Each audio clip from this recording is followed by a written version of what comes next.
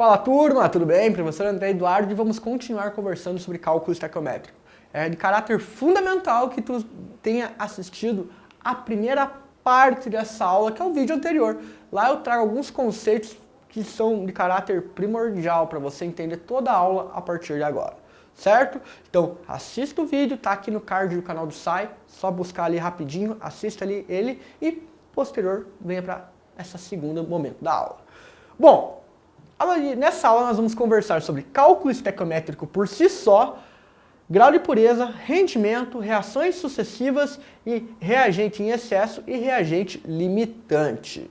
Perfeito?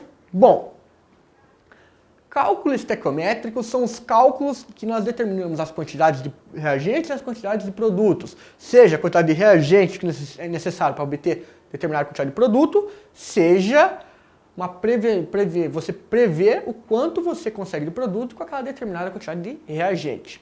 Cálculo estequiométrico é fundamental na indústria, fundamental na pesquisa, porque você necessita ali, você faz todo um estudo prévio antes de você realmente ter custo de comprar os reagentes, certo? Então é um estudo teórico de caráter fundamental para uma compreensão de como é o comportamento das reações químicas. Visto isto, como que a gente calcula? Aqui eu tenho 4 regrinhas que vão ajudar muito vocês a identificar. Cálculo estequiométrico normalmente é uma coisa que assusta o aluno.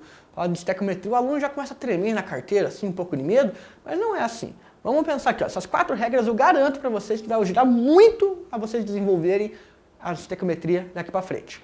Primeira regra, sempre escreva a equação química. Sempre. Escreva a equação química que o problema fornece para você. Por quê? Através da equação química, vai ficar mais fácil você enxergar o que realmente está acontecendo naquele ali. O que está pedindo. Então você consegue enxergar com maior clareza. Escreveu a equação química, você vai acertar os coeficientes estequiométricos, ou seja, você vai balancear a equação química. Porque como a estequiometria envolve quantidade, a gente sabe que, já vimos em Lavoisier, tudo que tem num lado tem que ter no outro, a massa dos reagentes tem que ser a massa dos produtos, o balanceamento estequiométrico é fundamental para que isso seja alcançado. Posteriormente, escreveu a equação, balanceou a equação, pode acontecer que o exercício te forneça uma equação já só que não balanceada, pode acontecer que o exercício te forneça a equação balanceada. Essas 2 regras são meio para começar ali a organizar seu mise en place de atuação. Certo?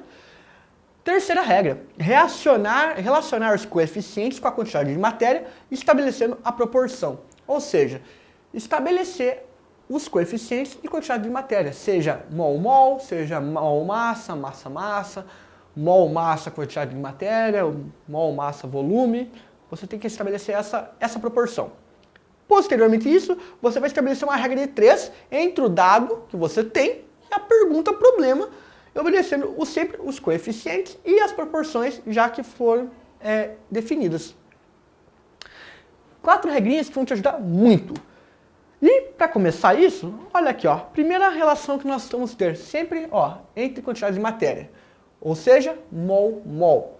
Na reação química ali, ó, de gás de hidrogênio com gás de hidrogênio produção de amônia, quantos mols de moléculas de NH3 são obtidos quando reagem totalmente 5 mols de moléculas de hidrogênio? Turma, a gente sabe, ó, pega a equação, N2 mais H2 formando amônia. Primeira coisa, balancear essa equação. Balanceando essa equação, ó, você tem 1 mol de N2 reage com 3 mols de H2, produzindo 2 mols de amônia. Nós temos uma proporção de 1 para 3 para 2 em quantidade de matéria.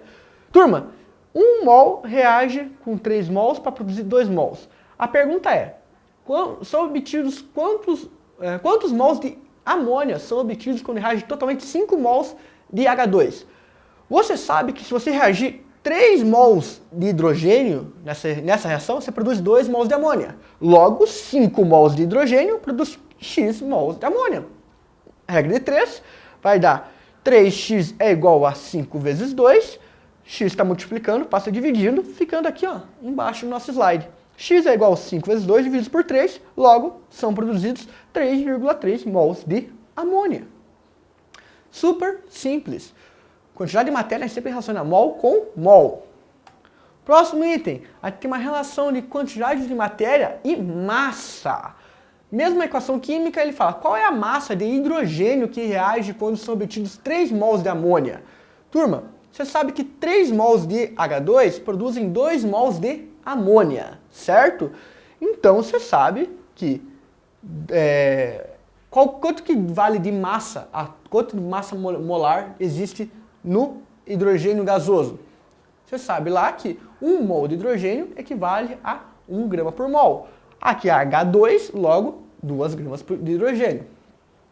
Então você tem 2 gramas de hidrogênio, certo? Vezes 3, que é a quantidade molar na equação, equivale ao quê? Aos 2 mols de produção de amônia.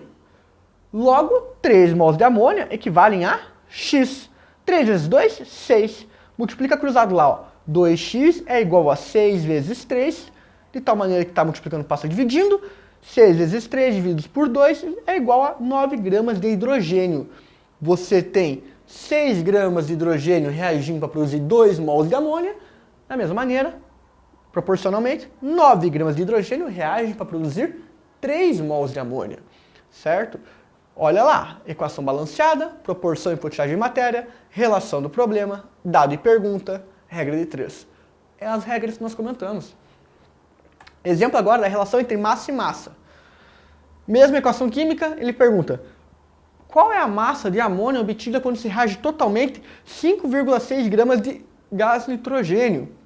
Primeira coisa, equação balanceada. Turma, você sabe que 1 mol de gás nitrogênio produz 2 mols de gás amônia. Quanto que tem 1 mol de gás nitrogênio em massa? A massa do nitrogênio, a massa molar do nitrogênio é 14 gramas por mol. N2, 2 vezes 14, 28 gramas. A massa da amônia, se você calcular, você verifica que 1 mol de amônia tem 17 gramas. Logo, então, 28 gramas de gás nitrogênio produz 2 vezes 17 gramas de amônia. 2 mols de amônia. 2 mols vezes 17 gramas. 5,6, que é a pergunta problema, produz quantas gramas de amônia? Turma, 28 está para 2 vezes 17, que é que vai dar 34. 28 gramas de nitrogênio produzem 34 gramas de amônia. 5,6 gramas de nitrogênio produz X. Multiplica cruzado, nós temos 5,6 vezes 34 divididos por 28. Logo, 5,6 gramas de nitrogênio vão produzir 6,8 gramas de amônia. Sempre aquela regra. Equação balanceada, proporção e quantidade de matéria, relação do problema, dado e pergunta, regra de 3. Vamos relacionar agora quanto ao volume, relação da massa, quantidade de matéria e volume na CNTP. Turma, quando a gente fala de volume, tem que lembrar que na CNTP, 1 mol equivale a 22,4 litros. Certo? Então lá, você tem lá uma reação ali, ó, qual é o volume de hidrogênio liberado na CNTP quando 27 gramas de alumínio reagem completamente com ácido sulfúrico? Ele que forneceu a equação aqui? Não. Mas aí, ó, primeira coisa que você faz, você vai escrever a equação química. Alumínio reage com H2SO4, produzindo sulfato de alumínio e gás de hidrogênio. Segunda equação, segundo passo, você balanceia a equação. São 2 mols de alumínio que reagem com 3 mols de ácido sulfúrico, produzindo 1 mol de sulfato de alumínio e 3 mols de gás de hidrogênio. Fez isso? Primeira coisa, proporção de matéria. São 2 mols de alumínio, que reage com 3 mols de ácido sulfúrico, produzindo 1 mol de sulfato de alumínio e 3 mols de hidrogênio. Ele pergunta: quando 27 gramas de alumínio reage completamente com ácido sulfúrico, qual o volume de hidrogênio liberado na CNTP quando 27 gramas de alumínio reage completamente com ácido sulfúrico? Primeira coisa, então, calcular a massa molar do alumínio. A massa molar do alumínio é de 27 gramas, 27 gramas também, coincide. 2 mols vezes 2 vezes 27 gramas dá 54 gramas. 54 gramas produz o quê? Produz 3 mols de 22,4 litros, que são o volume de 1 mol na CNTP. 3 vezes 22,4 é igual a 67,2, se eu não me engano. Faz o cálculo, regra de 3, de tal maneira então que o volume de 27 gramas de alumínio gera de gás de hidrogênio é de 33,6 litros. Perfeito? Então, isso é a base do cálculo estequiométrico. O que pode ter agora, turma, são cálculos que vão considerar âmbitos mais práticos da estequiometria. O primeiro dele é o grau de pureza, que basicamente nem toda substância ela está em um alto grau de pureza, ou totalmente pura. Por quê? Porque dentro do processo de extração ou dessa substância, ela passa por diversos processos e, às vezes, o produto final não apresenta uma pureza de 100%, certo? Logo, então, o grau de impureza a gente pode dizer que é o quociente entre a massa da substância principal e a massa total da amostra, ou massa ali no material bruto. No caso aqui, turma, você sabe que a massa total da substância com impurezas vai ser 100%. A massa pura vai ser tantos por cento, porque você vai desconsiderar as impurezas que compõem aquela massa. Concordam? Olha aqui um exemplo. Calcule o volume de anidrido sulfuroso obtido na CNTP pela ustulação completa de 6 kg de pirita. Pirita é FeS2. De 80% de pureza. Turma, você sabe que 6 mil gramas de pirita impura equivale a 100%.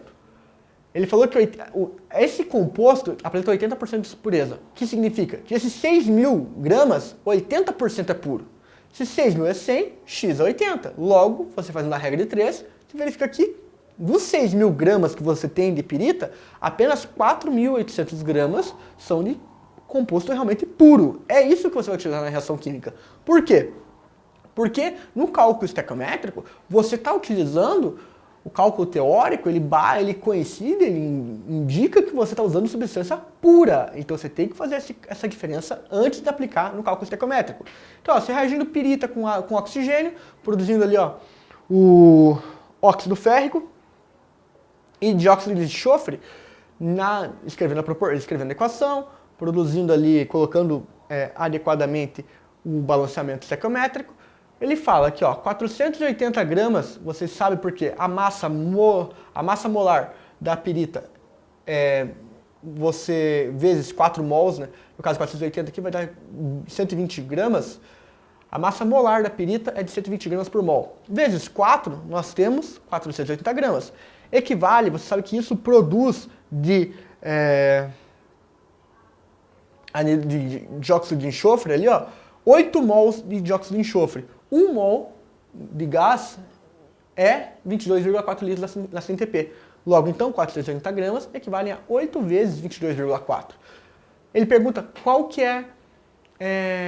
o volume de anidrido sulfuroso que você tem na ustulação completa de 6 quilos desse reagente, 80% puro. Aí ele viu que dos 6 quilos, apenas 4.800 gramas é que realmente são puros.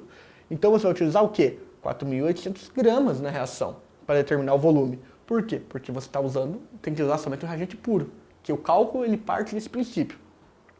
Colocou ali reage com X, fazendo o cálculo da regra de 3, você verifica no final que você produz um volume de 1.792 litros de dióxido de enxofre. Certo? Bom, rendimento. O rendimento é outra parte do cálculo estequiométrico que ele parte do princípio. Nem sempre, na maioria das vezes, a reação química, na prática, ela vai gerar o total de produto estabelecido ali na teoria.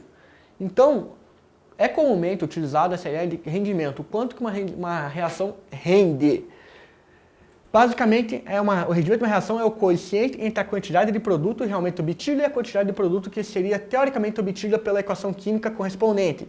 O valor teórico, você calcula, seria teoricamente 100% que você teria naquela reação química. O valor real, ele representa uma porcentagem dessa massa teórica. Perfeito? Então aqui, queimando 30 gramas de grafite pura com rendimento de 90%, que massa de dióxido de carbono será produzida? Turma, aqui nesse caso aqui, ele colocou ali 12 gramas, colocou a equação, balanceou, 12 gramas produz 44 gramas de dióxido de carbono, certo? Aqui ele já aplica o 0,9 do rendimento. A minha dica é o seguinte, você calcula isso normal sem multiplicar pelo 0,9, certo? No caso aqui, ó, por exemplo, 12 gramas equivale a 44 gramas, certo? 30 gramas equivale a x. Multiplicou aqui cruzado, ó. X é igual a 30 vezes 44 divididos por 12, certo? Esse aqui vai dar 30 vezes 44, vai dar 110 gramas, certo? 110 gramas é o rendimento teórico, certo? Então, ó, 110 gramas equivale a 100% da reação, certo? X equivale, ó, aos 90% que você já tinha, que o exercício forneceu para você. Multiplicando isso aqui de forma também como a regra 3, né? Você vai ver que X ele equivale a 99 gramas de CO2. Vai dar o resultado. Eu aconselho fazer dessa maneira, por quê? Porque você não mistura muitos cálculos, você evita de se perder, certo? Mas se você tem facilidade, nada impede também você já aplicar esse rendimento na própria cálculo aqui da regra 3 anteriormente. Eu prefiro sempre calcular depois. Eu vejo o valor teórico, aplico a porcentagem, ou eu vejo o valor teórico e comparo ali com o valor que se obteve na prática. Eu prefiro separar em dois momentos. Bom, reações sucessivas. Basicamente, turma, quando você está produzindo, você quer um determinado produto, nem sempre você produz esse produto numa única reação. Você parte de diversas reações químicas num determinado reagente, vai produzindo produtos, até que chega um momento que esses produtos eles se tornam os reagentes daquele produto final que você queria no final de todo o processo. Visto isso, você tem que pegar então as reações químicas, cada etapa dessa reação química, e você pode fazer uma somatória de tal maneira que você gera uma equação global. Aqui, ó, para obtenção do ácido nítrico por meio da amônia. Você pode ver que isso reage primeiro amônia com oxigênio, você produz ali ó, óxido nitroso e água. Óxido nítrico e água. Você pega esse óxido nítrico, reage com oxigênio, você produz dióxido de nitrogênio. Você pega o dióxido de nitrogênio, reage com água, você produz ácido nítrico e óxido nítrico. Turma, nesse caso dessa equação, se você pega a etapa número 1 e multiplica por 3, a etapa número 2 multiplica por 6, a etapa número 3 e multiplica por 4, você gera isso daqui. 12 gramas com 15 gramas, 12 mols de amônia com 15 mols de oxigênio, produzindo 12 mols de óxido nítrico, mais 18 mols de água. 12 mols de óxido nítrico com 6 mols de oxigênio, produzindo 12 mols de dióxido de nitrogênio. 12 mols de dióxido de nitrogênio reagindo com 4 mols de água, produzindo 8 mols de ácido nítrico e 4 mols de óxido nítrico. Tudo que está de um lado da equação pode, se estiver do outro lado, tudo que estiver no produto e no reagente de todas as equações, você pode cortar, de tal maneira então que a equação global de síntese do ácido nítrico fica 12 mols de amônia com 21 mols de oxigênio, produzindo 14 mols de água, 8 mols de ácido nítrico e 4 mols de óxido nítrico. Certo? Então, reações sucessivas, você basicamente tem que fazer um alinhamento de todas as etapas de reação. Você pode mexer nos coeficientes, desde que seja algo global. Você não pode multiplicar apenas um dos valores. Se você multiplica um dos coeficientes estequiométricos, se você for multiplicar um, multiplica todos, para manter a uniformidade da equação e preservar os princípios estequiométricos. Vale ressaltar que daí tudo que está no produto e no reagente você pode cortar e a somatória se gera a equação global. O cálculo que o exercício pode perguntar posteriormente é referente à equação global. Por isso é importante você fazer o balanceamento adequado e a somatória correta, porque, vamos supor lá, dado quantos mols de ácido nítrico você consegue a partir de 7 mols de amônia. Você sabe que 12 mols de amônia produz 8 mols de ácido nítrico, 7 mols de amônia vão produzir X mols de ácido nítrico, faz a regra de 3 normalmente e continua a resolução. Certo? Por fim, reagente em excesso e reagente limitante. Quando você não estabelece, quando você não obedece às proporções da equação química que Proust comenta, você vai ter um reagente em excesso ou um reagente que vai limitar essa reação. Basicamente é o seguinte, qual que é o reagente limitante e o reagente em excesso da reação aqui, ó, entre 100 gramas de carbeto de cálcio com 80 gramas de água? Turma, primeira coisa, você pega lá a equação, escreveu a equação, balanceou a equação. Você sabe que ó, 1 mol de carbeto de cálcio reage com 2 mols de água, produzindo 1 mol de hidróxido de cálcio e 1 mol de etino, certo? De tal maneira, então, turma, que ó, 64 gramas de carbeto de cálcio reage completamente ali, ó, com 2 vezes 18 gramas de água, ou seja, 36 gramas de água. 100 gramas de carbeto de cálcio vão produzir quantas gramas de água? Se você fazer o cálculo estequiométrico, 64 está para 36, assim como 100 gramas vai dar 56,25 gramas de água. O que aconteceu aqui? Você colocou 80 gramas de água. Logo, turma, se você colocou 80 e só reagiu 56, o que vai acontecer? Dessas 80 gramas, turma, dessas 80 gramas, turma, que você colocou para reagir, certo? A gente verificou que apenas o necessário para reagir com 100 gramas desse carbeto de cálcio foram 56,25. Logo, então, o que isso quer dizer? Quer dizer que 23,75 gramas de água ficaram em excesso, ou seja, não reagiram. Qual que é o reagente em excesso? Carbeto de cálcio. Qual que é o agente limitante da reação química? A água. Ou, melhor dizendo, qual que é o agente em excesso? A água. Qual que é o agente limitante dessa reação nesse momento? O carbeto de cálcio. Por quê? Porque ele tem apenas 80 gramas. Se tivesse mais carbeto de cálcio que estabelecesse a proporção, que satisfazesse a proporção para reagir totalmente com 80 gramas de água, daí sim nós teríamos mais produto também e não teríamos reagente nem em excesso e nem um reagente limitante. Isso é importante você saber, essa parte desse conteúdo, que é quando você não obedece às proporções pré-definidas que Proust já havia comentado lá na época dele. Perfeito? Então, com isso, a gente encerra essa parte de cálculo estequiométrico. Eu espero que vocês tenham entendido tudo tranquilamente e que não se deixem abalar mais por esse conteúdo, porque na realidade é um conteúdo que só se você for com calma, pontuando cada aspecto do exercício, não tem como errar o exercício, certo? Grande abraço, até a próxima.